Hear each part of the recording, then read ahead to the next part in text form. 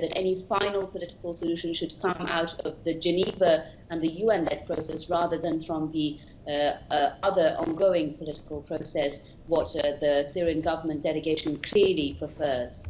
All right. Well, thank you so much for that update out of Vienna. That's Press TV's Homa Lidsky. Thanks so much for being with us. I'd like to welcome my guest now to the program out of London, publisher and editor of Politics First, Marcus Papadopoulos, and American Institute for Foreign Policy Representative Michael Lane out of Washington, D.C. Thank you both for being with us. Well, let's start off. I think you heard our correspondent talking there in Vienna. Very interestingly, now she said, which is known, that basically the UN envoy, Staffan de Mistura, and of course the United Nations itself wants to make sure that that final agreement will come out of Geneva, will come out of UN-sponsored talks, as opposed to Russian, Iran, Turkey-sponsored talks. Why is that important if it's the actual goal is actually reaching some type of conclusion to this chaos that's taking place in Syria? Washington, D.C. and Michael Lane. All right. Thank you very much. It's good to be here. I think the reason that that the UN wants the final resolution to come out of Geneva and the UN-sponsored talks is because they don't believe that there is.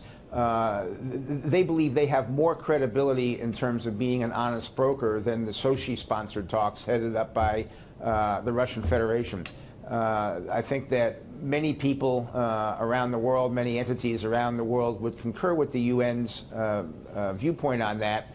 And I think the one thing that really assisted the Sochi talks along in the last 24 hours was the statement from Russia that they viewed the Sochi conference as something that would come up with a document that could be a contribution to the Geneva process. That was the single statement that that the UN took note of and engendered their participation as an observer in the Sochi conference. Well, sorry to interrupt you, Michael Lane. Sorry to interrupt you. Interesting point that you've just made, though. You said that the UN, of course, considered itself, and you said others, majority of people or entities around the world would probably concur that the UN is more honest broker. That's quite interesting. If we look at the UN's history, whether we're talking about Libya or we're talking about Iraq, many people would say that the UN in general really has not been such an honest broker. So why not try another entity as long as peace can be actually the status quo in Syria? Well, the UN certainly has a very spotty track record. Many countries have a very spotty track record in that. There's no universal formula for success here. I think, we've just finished our 9th round of UN-sponsored talks. Now, you can argue that they're going absolutely nowhere, so let's try something else. On the other hand, you can argue that, okay, we've been through our first 9 meetings, at least we're getting used to and adjusted to each other. If you pivot over to Sochi, what you're talking now is a whole new group of people. You're talking, I think there were 1,600 invitees.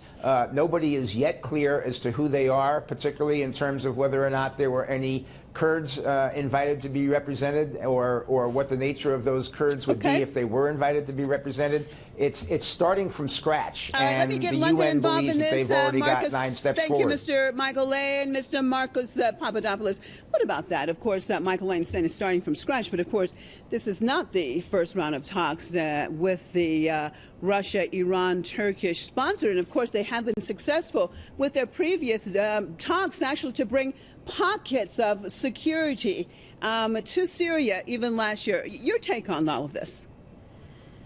Well, first of all, what is the United Nations? The United Nations is comprised of its members, and that includes the United States of America, and that includes Britain. And of course, the Americans and the British, under the banner of the United Nations, will try their very best to influence events in Syria to ensure that the post-conflict Syria is suited to the interests of Washington and London. But I have a different perspective on these peace talks. It has to be said that the conflict in Syria was always going to be resolved on the battlefield. Such is the brutal and malicious determination of the various Islamist Wahhabist terrorist groups in the country, being supported by Washington, London, Ankara and Riyadh. Those people who comprise the so-called Free Syrian Army and al-Nusra and ISIS, which incidentally are from the same family, they cannot be rehabilitated. You can't reason with these sort of people. It might not be very tasteful to some, but these sort of people can only be annihilated. You cannot rehabilitate them. You have to annihilate them on the battlefield. That said, I believe we should applaud the peace initiatives by the Russian and Iranian governments. There's no question about it that Moscow and Tehran have achieved peace in various parts of Syria, enabling the civilian population to be free of war. If we take eastern Ghouta at the moment, there is a very tentative ceasefire there, which is being jeopardized by the various terrorist groups operating from that region. But nonetheless, there is a tentative peace ceasefire there, and that can only benefit the civilian population. And quite frankly, the fact that the British government is telling the various Syrian opposition groups not to go to the planned peace conference in Sochi is really quite despicable. And it shows how irresponsible the British government actually is behaving on the international stage. What about that, Michael Lane, as our guest has said, and talking about the British government actually telling some of these so-called opposition groups not to go to Sochi? Why wouldn't, if an entity really wants to see peace in Syria, why wouldn't they go to peace talks, especially when they're actually not on the winning side, and that the Syrian military, along with his allies, continue to be victorious on the battlefield, but they have been invited to the peace talks? Why wouldn't they go? What would they have to lose? Well, that is an excellent question, and as you point out, Syria's recent successes on the battlefield put it in a more preeminent, dominant position as peace talks move forward than they would have been, let's say, 2 years ago. So I believe that the opposition forces know and understand that if they go to peace talks sponsored by the military allies of Syria while they're in a superior military position on the battlefield, that they will be relatively weakened at the peace table, and they will be given terms and conditions that are unacceptable to them, but yet it becomes their only choice.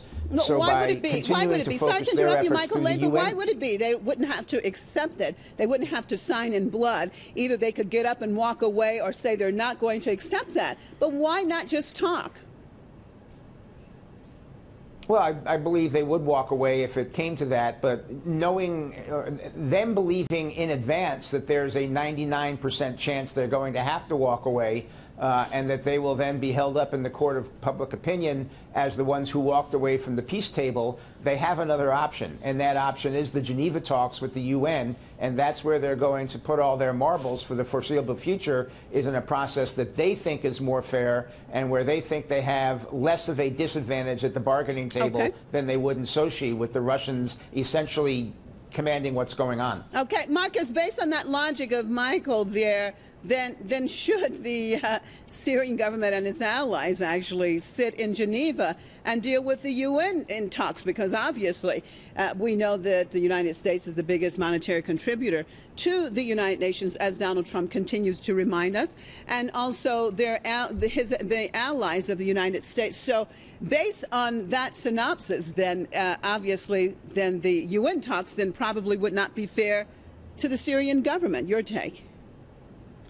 I think the Syrian government should send representatives to any peace conference on the conflict in Syria, and that includes the United Nations sponsored peace talks. After all, the Syrian Arab Republic is a member of the United Nations, and its borders are internationally recognized by all other United Nations members. Now, of course, that is the case in theory. In reality, countries like America, Britain, Turkey and Saudi Arabia have completely violated Syria's borders. But I have to say this, I have been very impressed over the last few years by the willingness of the Syrian government to enter into peace talks, even if that means sitting opposite people who have the blood of Syrian civilians on their hands, even if that means having to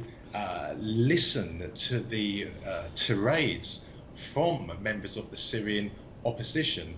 And I think that is something that goes unheard of in Western mainstream media for obvious reasons. But I do believe that if there is an opportunity to spare civilians in Syria from the horrors of this appalling, atrocious conflict, then the Syrian government should be there and has been there. But I can only reiterate my earlier point that this conflict is going to be resolved on the battlefield. It is currently being resolved on the battlefield. And I believe one of the other reasons why the so-called Syrian opposition groups, which are terrorist groups in reality, why they won't go to Sochi, is that these sort of people don't understand about reasoning. These sort of people don't understand about compromise. Let's call a spade a spade.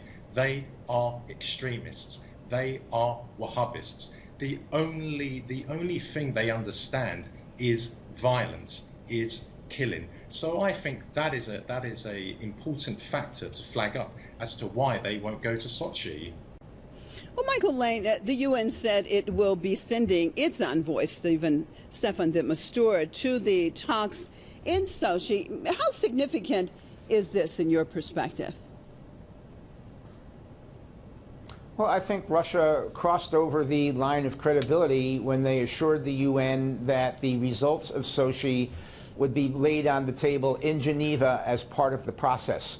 That was an assurance, and putting it another way, that they were not trying to hijack the process and make Sochi the all to end all in terms of the process, which is what a lot of the concerns of the Syrian opposition and the concerns of the West were, and the concerns of the United Nations were. Now, whether or not Russia is being honest or disingenuous when they say that that's their objective remains to be seen. But the fact that they were able to bring the UN envoy to Sochi as an observer is a significant step. But, you know, let's look at the way these things are going. The main objective, I believe, in Sochi as they get started is to rewrite a constitution. That's objective number one. And when you look at the process in Geneva, it's governance issues that are number one, free and fair elections that are number one, followed by the writing of a constitution. I think that's a significant difference in the two processes. Marcus Papadopoulos, government forces recently escalated offensives against two remaining rebel pockets, Idlib in the northwest and eastern Ghouta near Damascus, while Turkey has sent troops into the north to fight U.S.-sponsored and trained Kurdish fighters. How do you think all of this will figure into the talks for next week? Well, I think that Turkey's invasion of the Afrin region in Syria really needs to be told as being an invasion, because the Turks once again are showing their duplicity. You know, officially they talk about wanting to bring a peaceful end to the conflict in Syria, but on the other hand, not only have they caused so much of the bloodshed in Syria, but now they have launched another invasion of the country. And I make the point crystal clear that the peace initiatives which we saw in Astana in Kazakhstan and which we will see in Sochi are at the behest of the Russians and the Iranians. The Turks are only a party to the peace talks in Sochi because the Russian government has Turkey where it wants it. Turkey made a very grave mistake when it shot down that Russian fighter plane at the end of 2015. Because that enabled the Russians to put Turkey under incredible pressure, so much so that Erdogan took a plane flight to St. Petersburg and profusely apologized to President Putin. The sanctions that Russia put on Turkey caused immense damage to the Turkish economy. And also, if you have a look at towards the end of 2015 and the beginning of 2016, the amount of Turkish soldiers and police officers who were dying in battle against the PKK in the southeast of Turkey rose dramatically. Now, that is no coincidence. So I think that Turkey is a very duplicitous player in the Syrian conflict, and of course they are causing even more bloodshed now. How many civilians have been murdered as a result of this Turkish invasion? And we know for a fact that the Grey Wolves, a Turkish ultra-nationalist Islamist organization, has been deployed in that region and is carrying out terrible massacres against Kurdish people. Michael Lane, what is it going to take to bring this Syrian crisis to an end? What are the key factors in your perspective? Okay, first let me say that I agree with about 99% of what my colleague just said on Erdogan's missteps, his miscalculations, and I think a strong argument can be made that he's not necessarily able to resist all the pressures on him and to act in Turkey's best interest. He's being influenced by outside sources, and I think that's a shame. Now, in terms of where we go from here, I think the important thing is that the ceasefires hold, that we get the humanitarian assistance in there, that we provide the assistance for the refugees, and we provide an opportunity for economic rebuilding, and we continue to move forward in a peaceful manner. Exactly where we move forward, I think, is still very much open to discussion, as evidenced by the fact that there's been 9 UN meetings and it hasn't really advanced the ball more than a couple inches at this point. As long as the ceasefires hold, there is time. I cannot assertively disagree with my colleague when he says that this conflict will end on the battlefield rather than at the peace table. He has a very strong argument to make. But I do think that there is a possibility, as long as the ceasefires hold and as long as people stay at the peace table, a much longer, much slower process than normal. But ultimately, I think they can get there. Okay. And Marcus, same question. In your perspective, what is it going to take actually to bring peace again to Syria? I fully embrace any attempt to end this atrocious conflict in Syria by peaceful means. If a conference was organized next week that would end the conflict overnight, then I would give it my full support. However, I don't live in cloud cuckoo land. I fully understand the nature of those Islamist Wahhabist terrorist groups who are fighting against the Syrian army every day of the week. You cannot reason with them. You cannot rehabilitate them. The only thing they understand is violence, and therefore you have to annihilate them on the battlefield. It doesn't give me any pleasure to have to speak like that, but quite frankly, what is the alternative? We know what they're capable of. Look at the terrorist attacks in Britain last year, and they massacred so many people in cold blood. No, the conflict in Syria will be resolved on the battlefield.